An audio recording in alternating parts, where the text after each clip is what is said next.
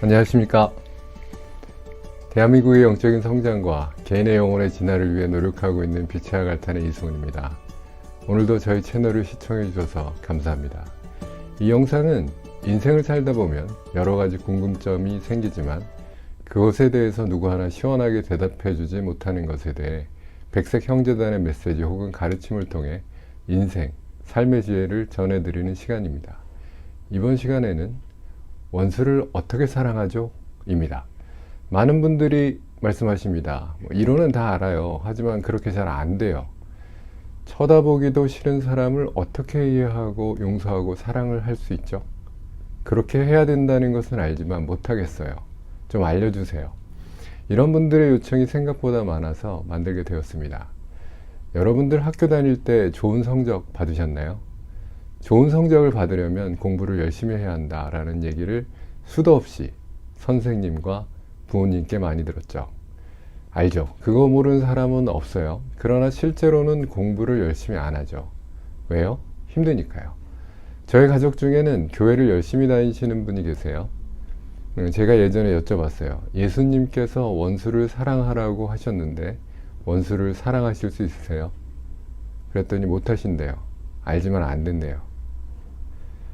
또 빛의 성자와 마스터는 상대를 이해하고 용서하라고 말씀하십니다. 하지만 그게 잘 안 되죠. 물론 저도 마찬가지예요. 알지만 안 돼요. 공통점은 다 같죠. 힘드니까 안 하고 있는 것 뿐이에요. 힘드니까 학생은 공부를 안 하는 것 뿐이고, 힘드니까 원수를 사랑하려고 하지 않는 것 뿐이고, 힘드니까 상대를 이해하려고 하지 않는 것 뿐이죠. 그렇게 노력하는 것 자체가 힘드니까 그런 거죠. 여기서 잠깐 얘기를 돌려보겠습니다. 우리는 뇌가 있어요. 뇌를 이용해서 상대를 사랑하고 용서하려면 거의 불가능하죠. 머리로 안다고 해도 상대를 용서하고 사랑하는 것은 안 되죠. 왜냐하면 뇌는 그런 기능을 하는 기관이 아니니까요. 뇌는 분석하고 판단해서 알고 기억을 저장해주는 기관이죠. 상대를 사랑하고 용서하는 기관은 하트, 마음을 이용해야 합니다. 이 하트 혹은 마음을 움직이지 않으면 안 되죠. 그런데 하트를 움직이게 하는 것은 뭘까요? 그건 뇌죠. 먼저 뇌에서 하트를 진동시킬 수 있는 파동을 만들어내야 합니다. 저 사람이 원수이지만 사랑해야 되겠구나 라는 높은 파동의 상념파를 만들어야 합니다. 그렇게 뇌에서 만들어진 상념파가 하트를 진동시키는 거죠. 그래서 뇌와 하트가 같이 진동하는 거죠. 좋은 파동이 공진한다고 표현할 수 있죠. 이런 상태가 되어야 비로소 상대를 용서하고 사랑할 수 있는 출발점이 되는 거죠. 그런데 이게 쉽지 않죠. 뇌가 생각을 합니다. 나에게 나쁜 짓을 한 저 사람을 먼저 이해하고 용서해 볼까? 라고 생각을 하기 시작할 때 여러 가지 기억들이 뇌의 올바른 판단을 가로막아요. 무엇이 가로막냐 하면 상대가 나에게 했던 말과 행동, 그것으로 인해서 상처받았던 내 감정, 내가 힘들었던 기억, 이런 기억들이 뇌가 좋은 상념파를 만들어내는 것을 방해합니다. 그래서 시작 단계부터 뇌가 좋은 방향으로 움직이지를 못하죠. 자동차를 움직이려면 먼저 엔진 스타트 버튼을 눌러서 엔진에 시동을 걸어야 하는데 이 버튼조차도 누르지 못하게 되는 거죠.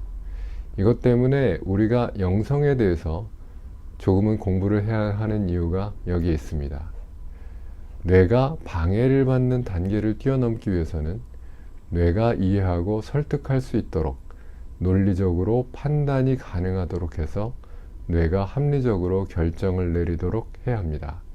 이 영성의 지식은 몇 번이나 말씀드린 것처럼 첫 번째, 내가 겪는 고통은 카르마구나. 내가 몇 년 전에 혹은 전생에서 누군가에게 했던 못된 언행이 이제는 내게 돌아와서 이번에는 내가 그 응보를 받고 있는 거구나. 이번에 온 이 카르마를 해결하지 못하면 다음에도 또 이 카르마가 다시 오겠구나 라는 것을 알아야 합니다.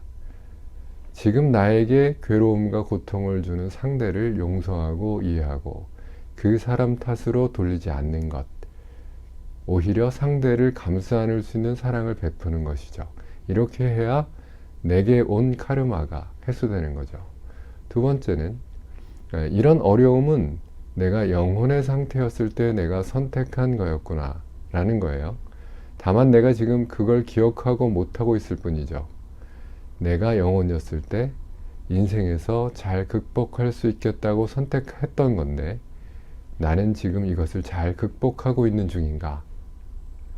고통을 준 상대에게 복수하는 것이 아니라 넓은 마음으로 이 고통을 직접 마주쳐서 분노와 미움을 해소해 나가는 것.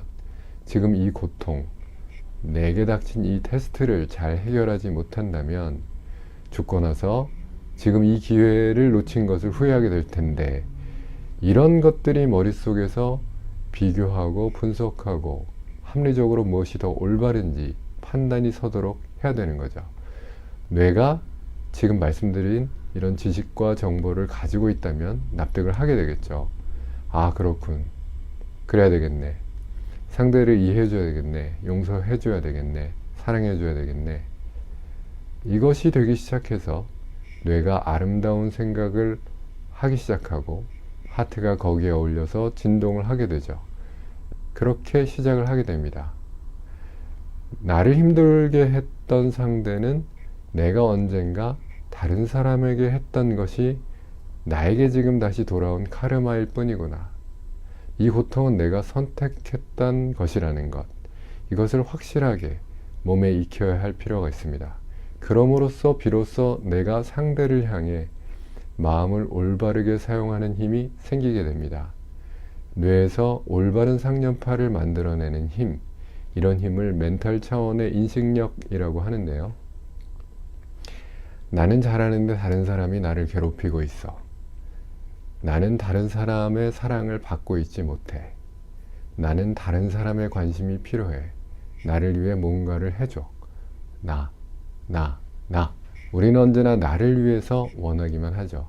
이렇게 자신을 향하는 것을 에고라고 하는 건데요. 이 에고로부터 벗어나서 남을 돌아보는 힘, 나의 밖으로 향하는 힘, 그 힘을 길러주시면 좋을 것 같습니다. 이렇게 하시면 남을 이해하고 용서하고 사랑할 수 있는 힘을 기를 수 있게 될 것 같습니다. 자, 오늘도 끝까지 시청해 주셔서 감사합니다. 아울러 네이버 블로그나 다음 카페 빛의 아갈탄에 방문해 주시면 영성에 관련된 다양한 소식이나 세미나에 대한 안내를 보실 수 있습니다. 영성을 공부하고 싶으신 분들도 꼭 한번 들러주십시오. 감사합니다.